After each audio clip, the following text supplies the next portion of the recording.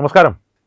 ആറന്മുള നിയോജക മണ്ഡലത്തിൽ പോരാട്ടം കടുക്കുകയാണ്. പക്ഷേ പോരാട്ടം കടുക്കുന്നതിനോടൊപ്പം തന്നെ ശക്തനായൊരു സ്ഥാനാർത്ഥിയായ ശ്രീ കുമ്മനം രാജശേഖരനെ NDA അവിടെ അവതരിപ്പിച്ചത് മുതൽ ഏതെങ്കിലും ഒരു തരത്തിൽ കുമ്മനം രാജശേഖരൻ എന്തെങ്കിലും ഒരു രാഷ്ട്രീയ നേട്ടം ആറന്മുള മണ്ഡലത്തിലുണ്ടാകുന്നത് തടയുവാനായിട്ട് ഇരുമുന്നണികളും ഏതാണ്ട് പരസ്പരം കൈകോർത്ത് തന്നെ, അതും ഓർത്തഡോക്സ് സഭയുടെ പിന്തുണയോടുകൂടി തന്നെ ആറന്മുള മണ്ഡലത്തിൽ സജീവമായി ഇറങ്ങിയിരിക്കുകയാണ് എന്നുള്ളതാണ് മറ്റൊരു കൗതുകകരമായ വസ്തുത 2026 നിയമസഭാ തെരഞ്ഞെടുപ്പ് സംബന്ധിച്ച് കേരള രാഷ്ട്രീയത്തിൽ നടക്കുന്നത്.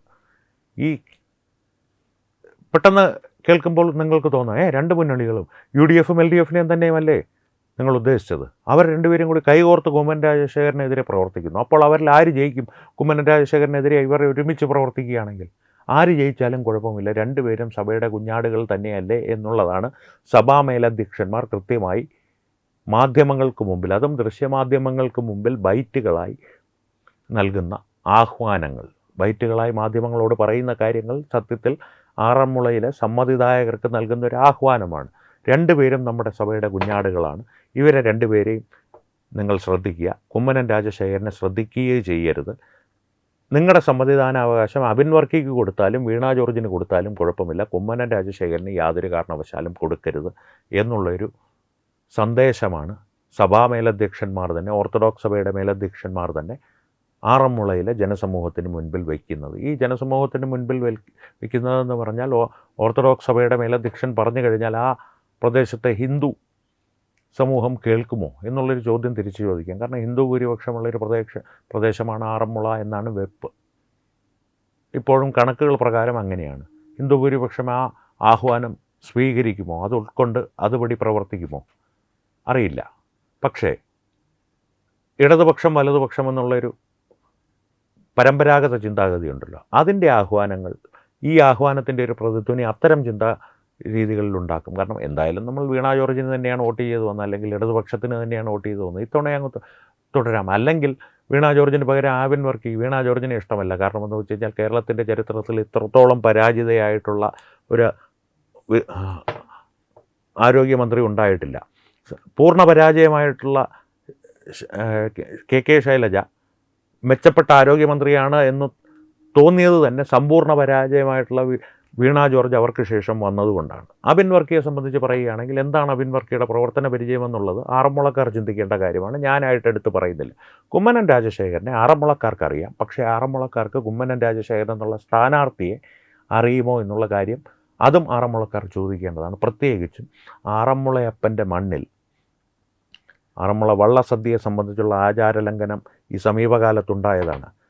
മന്ത്രി വാസവന് ആറന്മുളയപ്പനെ നേദിക്കുന്നതിന് മുമ്പ് വള്ളസദ്യ വിളമ്പി എന്ന് പറയുന്ന ആചാരലംഘനം അവിടെ കൃത്യമായി നടന്നിട്ടുണ്ട് എന്ന് തന്ത്രി ദേവസ്വം ബോർഡിന് കത്ത് നൽകുകയും അതിൻ്റെ പരിഹാരക്രിയകൾ അവിടെ നടത്തുകയും ചെയ്തതാണ്. അത് ആലോചിക്കുക. അതൊരു നിസ്സാര കാര്യമായി തള്ളിക്കളയുന്ന രീതിയിലാണ് കമ്മ്യൂണിസ്റ്റ് മന്ത്രിസഭ മുന്നോട്ട് കൊണ്ടുപോയത്. വാസവൻ എന്നുള്ളത് നിസ്സാരക്കാരനായ വ്യക്തിയല്ല, ആറന്മുള അപ്പൻ്റെ അമ്പലം ഉൾപ്പെടെ ഭരിക്കുന്ന സർവപ്രതാപിയായ ദേവസ്വം ബോർഡ് മന്ത്രിയാണ്. ഇത്തരത്തിലുള്ള ആചാരലംഘനങ്ങൾ കൃത്യമായ ആറന്മുളയപ്പൻ്റെ മണ്ണിൽ നടത്തുകയും അതിനെ സംബന്ധിച്ച് ഹിന്ദുക്കൾ എന്ത് വിചാരിച്ചാലും ഞങ്ങൾക്ക് പ്രശ്നമല്ല. കാരണം ഓർത്തഡോക്സ് സഭയുടെ ഒരു പിന്തുണ ഏതെങ്കിലും ഒരു തരത്തിൽ ഞങ്ങൾക്കുണ്ടാകും. കാരണം ഞങ്ങൾ മുന്നോട്ട് വയ്ക്കുന്നത് ആറന്മുള അപ്പൻ്റെ മണ്ണിൽ ഓർത്തഡോക്സ് സഭയുടെ ഒരു കുഞ്ഞാടിനെയാണ്. ഇത് ഞാൻ പറഞ്ഞതല്ല, അവർ ഓർത്തഡോക്സ് സഭയുടെ സ്വന്തം ആളാണെന്നുള്ളത് ഓർത്തഡോക്സ് സഭയുടെ മേലധ്യക്ഷൻ തന്നെ പറഞ്ഞതാണ്. തിരഞ്ഞെടുപ്പ് കമ്മീഷന് കേസെടുക്കണമെന്നുണ്ടെങ്കിൽ അദ്ദേഹത്തിൻ്റെ മേൽ കേസെടുക്കാം എന്നുള്ളതാണ് എൻ്റെ വിനീതമായിട്ടുള്ളൊരു അഭിപ്രായം. ഇതെൻ്റെ സ്വന്തമായിട്ടുള്ള അഭിപ്രായമല്ല. ഇത് മാത്രമല്ല ആറന്മുളയിൽ നടക്കുന്നത്. കാരണം ചില വേദികളിൽ ഒരുമിച്ച് അബിൻ വർക്കിയെയും വീണ ജോർജിനെയും ഓർത്തഡോക്സ് സഭ തന്നെ പിന്നാമ്പുറങ്ങളിൽ നിന്ന് ചരട് വലിച്ച് ചില വേദികൾ ഒരുക്കി ഇവരെ രണ്ടുപേരെയും മാത്രം സ്ഥാനാർത്ഥികൾ എന്നുള്ള നിലയിൽ ഒരു സംവാദത്തിനായി ഉള്ള വേദിയായി സൃഷ്ടിച്ച് ജനങ്ങളുടെ മനസ്സിൽ ഇവർ മാത്രമാണ് ഇവിടുത്തെ സ്ഥാനാർത്ഥികൾ എന്നുള്ള പ്രതീതി സൃഷ്ടിക്കുവാനുള്ള സജീവമായ ശ്രമങ്ങൾ ആറന്മുളയിൽ നടക്കുന്നുണ്ട്. കുമ്മനം രാജശേഖരൻ എന്നൊരു വ്യക്തി അല്ലെങ്കിൽ ഒരു സ്ഥാനാർത്ഥി ആറന്മുള മണ്ഡലത്തിൽ ഇല്ല എന്ന തരത്തിലൊരു പ്രതീതി സൃഷ്ടിക്കുവാൻ. എന്നിരുന്നാലും കുമ്മനം രാജശേഖരൻ എന്നുള്ള വ്യക്തി ആരാണെന്നുള്ളതും അദ്ദേഹം ആറന്മുളയ്ക്ക് വേണ്ടിയിട്ട് നടത്തിയിട്ടുള്ള പോരാട്ടം എന്താണെന്നുള്ളതും ആറന്മുളക്കാർക്ക് വ്യക്തമായിട്ടറിയാം. പഴയ തലമുറയ്ക്കും അറിയാം, പുതിയ തലമുറയ്ക്കും അറിയാം. തന്നെയുമല്ല അത് സംബന്ധിച്ചുള്ള വിശദമായിട്ടുള്ള വീഡിയോകൾ തത്വമയി ന്യൂസ് തന്നെ പ്രേക്ഷകരുടെ മുൻപിൽ നിരവധി തവണ ഈ അടുത്ത കാലത്തും അവതരിപ്പിച്ചിരുന്നു. അത് ഒന്ന് കണ്ടു നോക്കുക അറിയാത്തവർ. കുമ്മനം രാജശേഖരനെ അറിയാത്തവർ കേരളത്തിൽ ചുരുക്കമായിരിക്കും. പക്ഷേ കുമ്മനം രാജശേഖരൻ സ്ഥാനാർത്ഥി എന്നുള്ള നിലയിൽ ആറന്മുളക്കാർ അറിയണം, അറിഞ്ഞ് പ്രവർത്തിക്കണം. കാരണം മറുവശത്ത് വല്ലാത്തൊരു ചതിയാണ്, അല്ലെങ്കിൽ വല്ലാത്തൊരു പടയൊരുക്കമാണ് ഇരു മുന്നണികളും ഒരുമിച്ച് കുമ്മനം രാജശേഖരന് നേരെ നടത്തുന്നത്. ഈ കുമ്മനം രാജശേഖരൻ ഇപ്പോൾ അവിടെ പരാജയപ്പെടുന്നു എന്നുള്ളൊരു സാഹചര്യം ഉണ്ടാവുന്നു എന്ന് തന്നെ കരുതുക. അവിടെ പരാജയപ്പെടുന്നത് ആറന്മുളയിലെ സാധാരണക്കാരാണ്, പ്രത്യേകിച്ച് ഹിന്ദു സമൂഹമാണ്. കാരണം ഞാനിതൊരു ഓർത്തഡോക്സ് സഭ വേഴ്സസ് ഹിന്ദു എന്നുള്ളൊരു പോരാട്ടം അവരെങ്ങനെയാണ് കാണുന്നതെങ്കിൽ തന്നെ ഞാൻ അങ്ങനെയല്ല പറയുന്നത്. കാരണം ഓർത്തഡോക്സ് സഭയ്ക്ക് ആറന്മുള അപ്പൻ്റെ ക്ഷേത്രത്തിൽ, പാർത്ഥസാരഥി ക്ഷേത്രത്തിൽ നടത്തുന്ന ഒരു ആചാരലംഘനം സംബന്ധിച്ച് ആശങ്കപ്പെടേണ്ട യാതൊരു കാര്യവുമില്ല, ബാധ്യതയുമില്ല. അവരുടെ ഒരു സഭയിലുള്ള വ്യക്തി ജയിച്ചു കയറുമ്പോൾ അവരെ നാളെ ആബിൻ വർക്കിയോ ആണ് ജയിക്കുന്നതെന്ന് കരുതുക. ഓർത്തഡോക്സ് സഭ ആറന്മുള വള്ളസദ്യ വാസവൻ ആദ്യം വിളമ്പി, നേദിക്കുന്നതിന് മുമ്പ് വാസവൻ ആദ്യം വിളമ്പി, അത്തരത്തിലൊരു ആചാരലംഘനം നടത്തി അവിടെ കുഴപ്പങ്ങൾ സൃഷ്ടിക്കുവാൻ കമ്മ്യൂണിസ്റ്റുകാർ ശ്രമിച്ചതിനെ സംബന്ധിച്ച് ഒന്ന് അന്വേഷിക്കണം കേട്ടോ ആബിൻ വർക്കി എന്ന് പറയുമെന്ന് നിങ്ങൾ കരുതുന്നുണ്ടോ? ഇല്ല. അതിനൊരു ബാധ്യത ഇല്ല അവർക്ക്. ആ ബാധ്യത ഉണ്ടാകേണ്ട വ്യക്തി കുമ്മനം രാജശേഖരനെ പോലൊരാളാണ്. അതുകൊണ്ട് തന്നെ അത്തരത്തിലൊരു വ്യക്തിയെ ജയിപ്പിച്ചു വിടണമോ വേണ്ടയോ എന്നുള്ളത്, ഞാൻ നിങ്ങളുടെ സമ്മതിദാനാവകാശം എങ്ങനെ വിനിയോഗിക്കണമെന്ന് പറയുകയല്ല, ചിന്തിക്കുവാനുള്ള ചില കാര്യങ്ങൾ നിങ്ങളുടെ മുൻപിൽ അവതരിപ്പിക്കുക മാത്രമാണ്. അതുകൊണ്ട് തന്നെ കുമ്മനം രാജശേഖരനാണോ ആബിൻ വർക്കിയാണോ വീണ ജോർജാണോ ആറന്മുള അപ്പൻ്റെ ആളെന്നുള്ളത്, കാരണം ഓർത്തഡോക്സ് സഭയുടെ ആളുകളാണ് മറ്റ് 2 സ്ഥാനാർത്ഥികളും എന്നുള്ളത് ഓർത്തഡോക്സ് സഭ അവരെ ഏറ്റെടുത്തുകൊണ്ട് തന്നെ പരസ്യമായി പ്രഖ്യാപിച്ചു കഴിഞ്ഞു.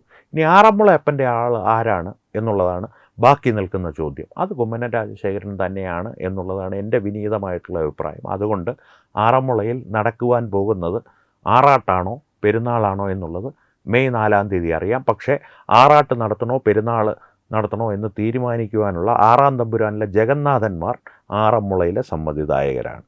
എന്തായാലും ആ ജഗന്നാഥന്മാർ നല്ലൊരു തീരുമാനമെടുക്കട്ടെ എന്ന് പ്രാർത്ഥിച്ചുകൊണ്ട്, ആറന്മുള അപ്പനോട് പ്രാർത്ഥിച്ചുകൊണ്ട് വീണ്ടും കാണാം. നന്ദി, നമസ്കാരം.